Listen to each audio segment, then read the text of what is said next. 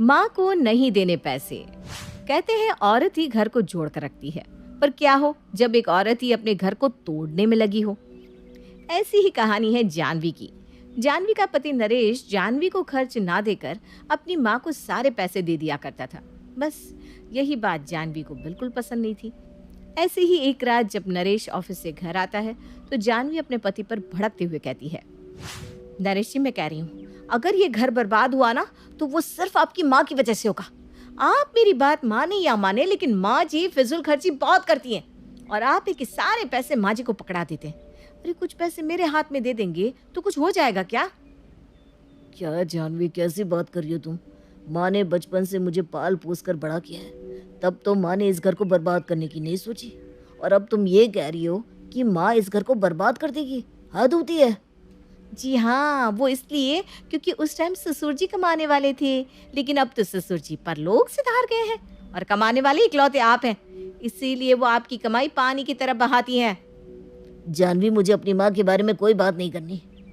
अगर तुम्हें यही बात करनी है तो तुम खुद से करो, पर मुझसे ऐसी बातें बिल्कुल भी मत करो, समझी तुम? इतना बोलकर नरेश वहां से चला जाता है, लेकिन जानवी को नरेश की बातें बुरी लग जाती है। नरेश जी, आपको बड़ा अपनी माँ के ऊपर प्यार आता है ना, और सारे पैसे आप अपनी माँ को ही देते हैं। देखना, एक दिन ऐसा आएगा जब आप इस घर की मालकिन मुझे बनाएंगे और घर के सारे पैसे मुझे देंगे। जानवी भी गुस्से में अब अपने काम में लग जाती है। समय यूं ही गुजरता है और एक दिन नरेश अपने घर से ही ऑफिस का काम कर रहा था, तभी जानवी उसके पास आती है और उसका हाथ पकड़कर उसे हॉल में ले जाती है। ये तुम क्या कर रही हो? इस तरह मेरा हाथ पकड़कर मुझे हॉल में क्यों लेकर जा रही हो? जानवी, तुम्हें पता है ना ऑफिस का कितना इंपॉर्टेंट काम कर रहा हूँ मैं यहाँ कुछ दिखाने के लिए लाई हूँ। चुपचाप वो देखो जो मैं तुम्हें दिखाना चाह रही हूँ। मैं अभी माँ के पास से आ रही हूँ और तुम यहाँ दूर से खड़े होकर देखते रहना माँ जी क्या करती हैं। तुम्हें तो मेरी बात पर विश्वास नहीं होता ना। आज मैं दूध का दूध और पानी का पानी कर दूंगी। जानवी की बात सुनकर नरेश चुप हो जाता है। जानवी अपनी सास के पास जाकर बैठ जाती है। मम्मी जी, आप फोन में क्या कर रही हैं? मतलब मैं कुछ दिनों से देख रही हूँ आप फोन में कुछ ज्यादा ही लगी रहती हैं। क्या बात है, कुछ पसंद आ गया क्या? अरे नहीं बहू, ऐसी कोई बात नहीं है। वो तो मैं घर के लिए बाल्टियाँ देख रही थी ऑनलाइन। वो क्या है ना, आप बाहर जाकर बाल्टी लेंगे उससे तो अच्छा है कि ऑनलाइन खरीद लें।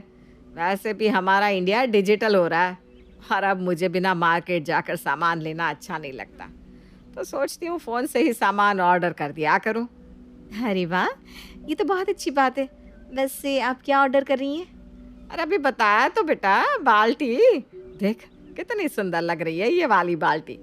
मैं सोच रही हूँ इस बाल्टी को मंगवा लूँ, दिखने में भी अच्छी है और मजबूत भी लग रही है। लेकिन मम्मी जी, ये बाल्टी तो बहुत महंगी है। इतने महंगी हम ऑनलाइन लेंगे, उससे तो बेटर है ना कि हम ऑफलाइन खरीद लें। वैसे भी ऑनलाइन सामान कैसा आता है उसकी गारंटी कोई नहीं लेता। मेरे ख्याल से तो हमें इतनी महंगी वाली बाल्टी नहीं लेनी चाहिए। अगर बाल्टी लेनी है तो चलिए मैं मार्केट से आपको दिला देती हूँ। अरे नहीं बहू, रहने दे, मैं लूँगी तो ऑनलाइन ही।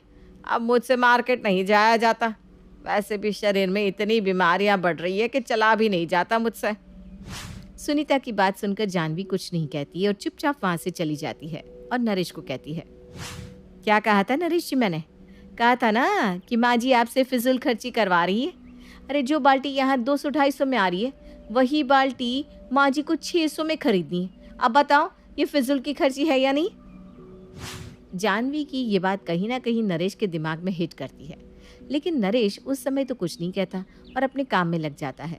समय यूं ही गुजरता है और गुजरते समय के साथ जानवी आए दिन नरेश को भड़काती रहती। वो कहते हैं ना, अगर एक पत्थर पर बार बार मारा जाए तो वो पत्थर भी टूट कर बिखर जाता है। ठीक उसी तरह जानवी नरेश को भड़काने में कामयाब हो जाती है। नरेश जी, मैं आपसे कह रही हूँ, आप माँ जी को पैसे देना बंद कर दीजिए, नहीं तो कुछ ही दिनों में वो सब कुछ बर्बाद कर देगी। अरे तो क्या करूँ जानवी, तुम बताओ। आखिर मैं ऐसा क्या करूँ जिससे माँ की फिजूल खर्ची बंद हो जाए? माँ जी को पैसे देना बंद कर दीजिए ना। 1 महीने मुझे देकर देखिए पैसे। अगर 1 महीने के अंदर मैंने बजट सही नहीं कर दिया तो आप कहना। जानवी की बात सुनकर नरेश उस पर भरोसा करता है और उस महीने की सारी सैलरी जानवी को देता है और अपनी माँ के पास जाकर कहता है, माँ इस बार थोड़ा हाथ टाइट चल रहा है और आपकी फिजूल खर्ची देखकर मैंने इस बार पैसे जानवी को दे दिए। अगर आपको कुछ भी चाहिए तो आप जानवी से कहकर ले लीजिएगा, वो आपको दे दिया करेगी। हाँ बेटा, कोई बात नहीं, मुझे कोई प्रॉब्लम नहीं है। अगर बहू के हाथ में घर की जिम्मेदारी जा रही है तो ये तो बहुत अच्छी बात है। वैसे भी आगे चलकर इस घर को बहू को ही तो देखना है। अच्छी बात है ना कि बहू अभी से अपनी जिम्मेदारियां समझ लेगी। सुनीता को बुरा तो लगता है, लेकिन वो अपने बेटे को ज़रा भी महसूस नहीं होने देती कि उसे बुरा लग रहा है। अब इसी तरह से दिन गुजरते हैं और गुजरते समय के साथ जानवी घर में अपनी चलाने लगती है।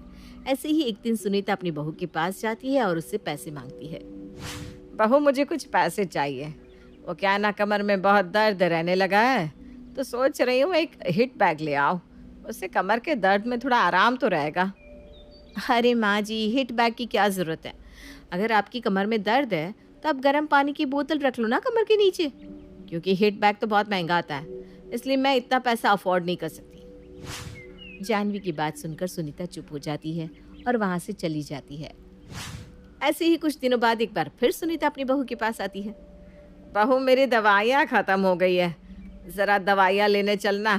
मेरे पास पैसे नहीं है डॉक्टर को देने के लिए, इसलिए तुझे ले जा रही हूँ साथ। डॉक्टर की फीस तू भरती हो। हाँ। अरे माँ जी, दवाई की क्या ज़रूरत है? आप तो ऐसे ही फिट हो गई हैं, और वैसे भी ना आपके शुगर कंट्रोल में है, इसलिए अब आप दवाइयाँ नहीं खाएंगी।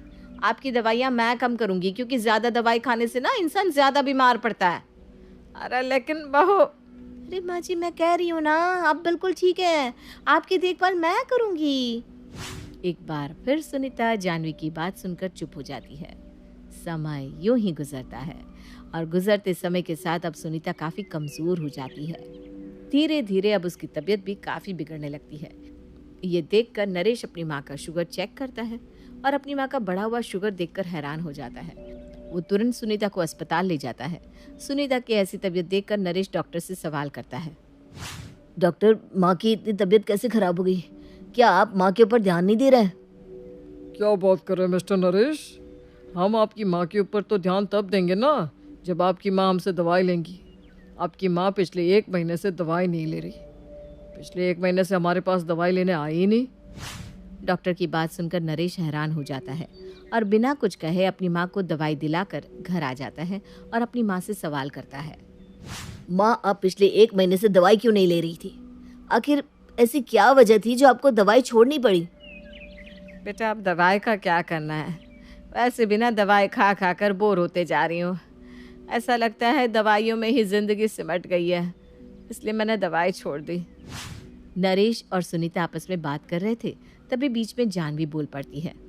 नरेश जी, आप माँ पर इतना गुस्सा क्यों कर रहे हैं? माँ सही तो कह रही हैं, अब कब तक माँ जी दवाई खाती रहेंगी? जानवी की ऐसी बात सुनने के बाद नरेश समझ जाता है कि उसकी दवाई बंद करने वाली कोई और नहीं बल्कि उसकी बीवी जानवी ही है। जानवी, तुमने माँ की दवाई बंद करवाई है ना? नहीं तो मैंने दवाई नहीं बंद करवाई, बल्कि मैं तो बोलती थी माँ जी को दवाई लेने के लिए, लेकिन अब। बस करो जानवी, और कितना झूठ बोलोगी? अरे तुम पर विश्वास करके मैंने अपनी माँ की और इस घर की जिम्मेदारी दी थी, पर मैं ये नहीं जानता था कि घर संभालने के पीछे, पैसे बचाने के पीछे तुम माँ की हेल्थ के साथ खेल जाओगी। अरे तुम्हें तो अपनी पत्नी कहते हुए भी शर्म आ रही है मुझे। तुम आगे कोई गलती करो इससे पहले तुम इस घर से निकल जाओ, दफा हो जाओ मेरी नजरों से। मुझे माफ़ कर दीजिए नरेश जी, मुझसे बहुत बड़ी गलती हो गई। मैंने जाने अनजाने में माँ जी की हेल्थ के साथ खिलवाड़ किया, पर मैं वादा करती हूँ कि मैं आगे से ऐसा कुछ नहीं करूँगी। हाँ, मुझे सिर्फ एक मौका दे दीजिए। माफ़ी गलती की होती है, गुनाहों की नहीं। और तुमने गलती नहीं, गुनाह किया है, गुनाह। चली जाओ यहाँ से, वरना मैं तुम्हें धक्के मार कर यहाँ से निकालूंगा। नरेश और जानवी के बीच इस तरह की लड़ाई देखकर सुनीता बीच में बोल पड़ती है। अरे नरेश, जाने देना, गलती हो गई बहू से, और वैसे भी गलती तो इंसान से ही होती है ना। बहू भी तो इंसान है, बहू को एक मौका दे दे, क्योंकि अगर तूने बहू को यहाँ से भेजा तो तेरे सर की कसम तू मेरा मरा हुआ मुंह देखेगा। अपनी माँ की बात सुनकर नरेश अपनी पत्नी को माफ़ कर देता है और उसे घर में रोक लेता है, जिसके बाद जानवी को भी अपनी गलती का एहसास होता है और वो अपनी सास से माफ़ी मांगती है। नरेश की माँ अपने बेटे से मिलने दिल्ली आ रही है। इस बात का पता चलते ही नरेश के दिल में हलचल मच जाती है। नरेश अपनी माँ के स्वागत की तैयारी में लग जाता है, साथ ही उसे डर भी सताने लगता है कि उसकी माँ कहीं अपनी पुरानी जिद पर फिर से बैठ ना जाए। हे भगवान, इस बार बचा लो, अगले साल पक्का माँ की जिद पूरी कर दूंगा। तभी दरवाजे की घंटी बजती है। नरेश दरवाजा खोलता है तो सामने अपने मकान मालिक को देखकर हैरान हो जाता है, क्योंकि उनके साथ एक सुंदर सी लड़की भी थी। अब नमस्ते अंकल, कुछ काम था, मुझे बुला लेते। आपने क्यों कष्ट किया? अरे नहीं नहीं, इसमें कष्ट कैसा, मैं तो बस तुम्हें रीना से मिलवाने आया था। आज से रीना तुम्हारे साथ इसी फ्लैट में रहेगी। अंकल, कोई लड़का फ्लैटमेट नहीं है? एक अनजान लड़की के साथ रहना मेरे लिए थोड़ा अजीब होगा। देखो नरेश, मैं तुम्हें पहले भी बता चुका हूँ कि इस फ्लैट में तुम्हें किसी ना किसी के साथ एडजस्ट करना ही होगा, या फिर तुम अकेले पूरे फ्लैट का किराया दे दो, मैं किसी को नहीं रखूंगा। नरेश अपने मकान मालिक की बात सुन के रीना के साथ रहने के लिए तैयार हो जाता है, पर अंदर ही अंदर उसे ये बात खाने लगती है कि वो अपनी माँ को क्या जवाब देगा जब उसकी माँ रीना के बारे में उसे पूछेगी। दिन बीतने लगते हैं। नरेश और रीना अच्छे दोस्त भी बन जाते हैं, पर अभी भी नरेश अपनी प्रॉब्लम का सॉल्यूशन नहीं ढूंढ पाता। एक दिन नरेश बहुत परेशान सा बैठा होता है। तभी रीना उसे पूछती है, क्या हुआ नरेश, तुम काफी परेशान लग रहे हो, सब ठीक तो है ना? हाँ सब ठीक है, बस एक छोटी सी प्रॉब्लम है। वो एक्चुअली 2 दिन बाद मेरी माँ मुझसे मिलने आ रही है। अरे तो इसमें प्रॉब्लम क्या है, ये तो खुशी की बात है। हाँ रीना, बट मेरी माँ एक जिद लेकर बैठ गई है कि मैं शादी कर लूँ, पर मैं अभी इस चीज़ के लिए तैयार नहीं हूँ। ऊपर से जब वो तुम्हें देखेगी तो 100 सवाल करेगी, क्या जवाब दूंगा? अरे इसमें कोई टेंशन वाली बात नहीं है, मेरे पास ना इस प्रॉब्लम का सलूशन है, जिससे ना तुम्हें शादी करनी पड़ेगी और ना ही तुम्हारी माँ मेरे बारे में कुछ पूछेंगी। रीना की बात सुनकर नरेश सोच में डूब जाता है। वो सोचता है कि रीना खुले ख्यालों वाली लड़की है, कहीं माँ को सच बता ना दे।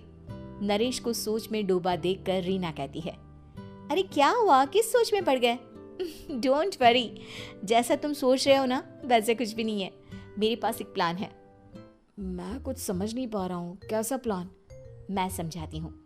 हम ना एक कॉन्ट्रैक्ट मैरिज कर लेते हैं। फिलहाल मेरे पास जॉब नहीं है, तो तुम इस रूम का किराया दे देना जब तक तुम्हारी माँ यहाँ रहेंगी, सिर्फ तब तक। और तुम अपनी माँ से कह देना कि मैं तुम्हारी पत्नी हूँ, इससे वो मेरे यहाँ रहने पर कोई सवाल भी नहीं करेंगी। अरे बात तुम्हारी ठीक है, पर माँ से झूठ बोलना, ना ना बाबा, मैं ये रिस्क नहीं ले सकता। कोई और आइडिया दो ना तुम। देखो मंजूर हो तो बोलो, वरना सच बता दो, मुझे कोई प्रॉब्लम नहीं है। रीना की बात सुनकर नरेश सोच में डूब जाता है। बहुत सोचने के बाद जब उसे कोई रास्ता नहीं मिलता तो वो रीना के बताए हुए रास्ते पर चलने के लिए तैयार हो जाता है। वो रीना से बात करता है और अपनी माँ की पसंद और नापसंद के बारे में बताता है। रीना भी नरेश की सभी बातों को ध्यान से सुनती है ताकि कहीं उससे कोई गलती ना हो जाए। आखिर वो दिन भी आ जाता है जब नरेश की माँ उससे मिलने दिल्ली आ जाती है। नरेश अपनी माँ को फ्लैट पर लेकर जाता है। जैसे ही नरेश की माँ फ्लैट के अंदर जाती है, रीना उसके पैर छू लेती है। ये देखकर नरेश की माँ थोड़ी घबरा जाती है और नरेश से पूछती है, अरे बेटा नरेश, ये कौन है? माँ, ये आपकी बहू रीना है। माफ़ी चाहता हूँ, सब कुछ इतनी जल्दी में हुआ कि आपको बता ही नहीं पाया, इसलिए सोचा कि क्यों ना आपको सरप्राइज दिया जाए। अरे बेटा, मैं तो बस तेरा घर बसा हुआ देखना चाहती थी। हाँ, बहुत अरमान थे अपनी इकलौती बेटी की शादी को लेकर, लेकिन कोई बात नहीं, शायद किस्मत को यही मंजूर होगा। ये कहते ही नरेश की माँ रीना को गले लगा लेती है। रीना बेटिया, मेरा बेटा ना थोड़ा नादान है, पर तुम काफी समझदार लगती हो और मैं जानती हूँ कि तुम इसका बहुत अच्छे से ध्यान रखोगी। माँ, आप चिंता मत कीजिए, मैं सब संभाल लूंगी। नरेश की माँ अपने बहू और बेटे के साथ खुशी खुशी रहने लगती है। दिन बीतने लगते हैं। नरेश की माँ और रीना का रिश्ता बहुत मजबूत होता चला जाता है। वो दोनों सारा दिन एक साथ रहती और खूब बातें करती। इधर साथ रहते रहते नरेश और रीना भी एक दूसरे से प्यार करने लगते हैं। दोनों को इस बात का एहसास हो जाता है, फिर भी वो इस बात को छुपा कर ही रखते हैं। एक दिन नरेश की माँ और रीना शादी के बारे में बात करने लगते हैं। रीना बिटिया, ये तो नरेश ने मुझे बिना बताए शादी कर ली, वरना मैं तो अपनी इकलौती बेटी की शादी इतनी धूमधाम से करती कि सारी दुनिया देखती रह जाती। अच्छा माँ, आप ऐसा भी क्या करती नरेश और मेरी शादी में जो दुनिया देखती रह जाती? अरे बिटिया, एक माँ के अरमान तुम अभी नहीं समझोगी। मैं तो अपनी बहू को एक रानी की तरह लेकर आती और शादी भी बिल्कुल शाही अंदाज में करती, पर मेरे तो सारे अरमान ऐसे ही रह गए। खैर, मुझे तो अपने बेटे और बहू की खुशी चाहिए बस। ये कहते हुए नरेश की माँ की आंखों में आंसू आ जाते हैं। रीना भी ये सुनकर ख्यालों में खो जाती है, क्योंकि वो भी मन ही मन खुद को नरेश की पत्नी और उसकी माँ की बहू मानने लगी थी। शाम को जब नरेश ऑफिस से घर आता है तो रीना खुद को रोक नहीं पाती और नरेश के सामने उसकी माँ को अपने और नरेश के रिश्ते का सारा सच बता देती है। रीना की बात सुनकर नरेश की माँ दोनों से बहुत नाराज हो जाती है और घर वापस जाने की बात करने लगती है। तुम दोनों ने मुझसे सच छुपाकर बहुत ठेस पहुंचाई है मुझे। अब तुम लोगों के साथ नहीं रहना चाहती मैं। कल ही वापस चली जाऊंगी अपने घर। माँ, मुझे माफ कर दो। ये सब मैंने रीना के कहने पर ही किया है, वरना मैं भी आपको कभी ठेस पहुंचाने के बारे में सोच भी नहीं सकता। हाँ माँ, हमने ये सिर्फ आपका दिल रखने के लिए किया। प्लीज हम दोनों को माफ कर दीजिए। तुम दोनों ने मेरे अरमानों के साथ खिलवाड़ किया है, और वैसे भी मुझे अपने बेटे के लिए एक अच्छी लड़की ढूंढनी है, इसलिए मेरा यहाँ से जाना ही बेहतर होगा। माँ की ये बात सुनकर रीना खुद को रोक नहीं पाती। माँ, क्या मैं आपके घर की बहू बनने लायक नहीं हूँ? रीना की बात सुनकर नरेश हैरान रह जाता है। नरेश की माँ भी कुछ समझ नहीं पाती। मैं कुछ समझी नहीं, आखिर तुम कहना क्या चाहती हो? माँ, मैं वो नरेश से बहुत प्यार करती हूँ और साथ ही साथ मैं आपको भी अपनी माँ मान बैठी हूँ। आज जब आपकी बातें सुनी तो खुद को रोक नहीं पाई, इसलिए सारा सच आपको बता दिया। रीना की बात सुनकर नरेश की माँ की आंखों में आंसू आ जाते हैं और वो अपने बेटे नरेश और रीना को गले लगा लेती है। मेरे घर की बहू तो सिर्फ रीना बिटिया ही बनेगी। मैं आज ही तुम दोनों की शादी की तारीख निकलवा दूंगी, बस एक बार तुम्हारे घर वाले मान जाए। उसी दिन रीना के माता पिता भी उनके फ्लैट पर आ जाते हैं। दोनों परिवार आपस में बैठकर बातें करते हैं और शादी के लिए राजी हो जाते हैं। रीना भी कॉन्ट्रैक्ट फाड़ देती है और कहती है, सही मायने में मैं अब बहू बनूंगी। अब तक तो सिर्फ कॉन्ट्रैक्ट वाली बहू थी।